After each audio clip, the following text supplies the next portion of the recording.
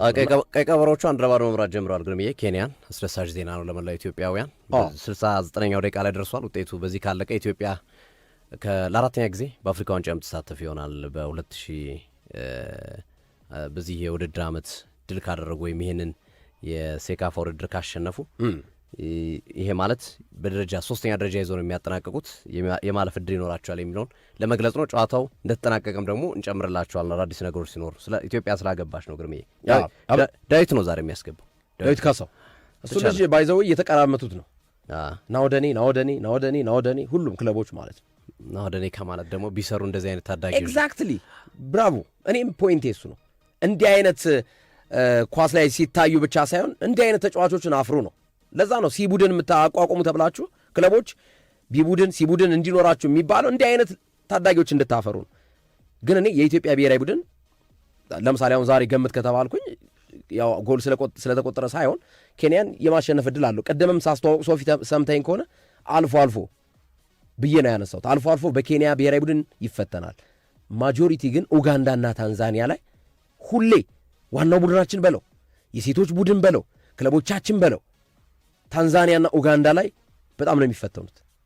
ታንዛኒያና ኡጋንዳን አይደለም ማሸነፍና ኢቭን አቻ ለመውጣት እንኳን በጣም ነው የሚቸገሩት። ይገርመኛል።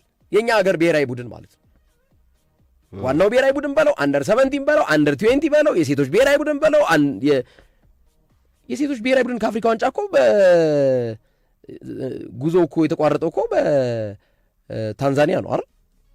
ኡጋንዳን አሸነፈ፣ ታንዛኒያ አቆመው። በቃ እንዲህ ነው።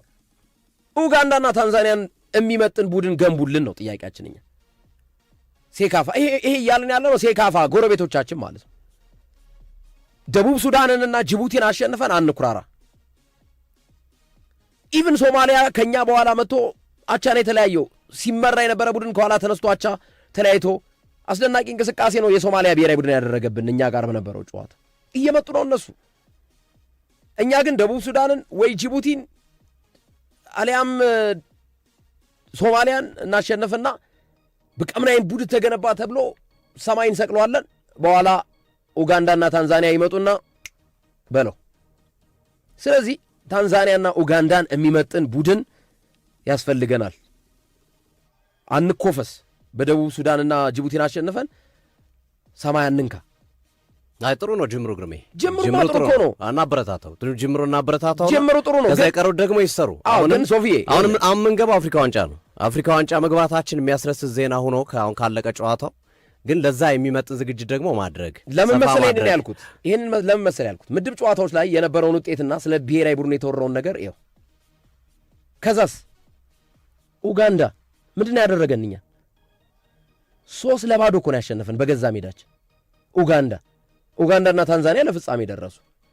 እስከ ኡጋንዳ ድረስ ግን ለብሔራዊ ቡድኑ የተሰጠው ግምት ምን ያክል ነበር ነው የኔ ጥያቄ። እስከ ኡጋንዳ ድረስ ብሔራዊ ቡድኑ በቃ ታምር አይነት ወሬ ነበር ሲወራ የነበረው። ጅምሩ ጥሩ ነው፣ ግን ለመሰለ ሶፊ ስናሸንፍም ገደብ አለው፣ ስንሸነፍም ገደብ ይኑረው ነው የኔ ዋነኛው ፖይንቴ ማለት ነው። አለበለዛ የሆነ ሰዓት ላይ ሰማይን ሰቅልና የሆነ ሰዓት ላይ ደግሞ አይ ድሮስ የኢትዮጵያ ብሔራዊ ቡድን የሚባል ነገር ነው የሚመጣው፣ ስለተለመደ ማለት ነው። ውጤት ማጣት ስለተለመደኛ ሀገር ማለት ነው። እና አሁን ምስራቅ አፍሪካ ላይ እግር ኳስ ላይ ጠንካራዎች ታንዛኒያና ኡጋንዳ ናቸው።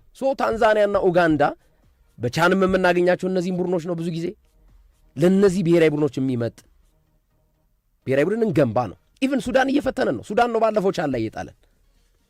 ስለዚህ ሶስቱ ሀገራት ሱዳን፣ ኡጋንዳ፣ ታንዛኒያ ያላቸውን አቋም አይነት መስራት ብንችል የሚለውን ነው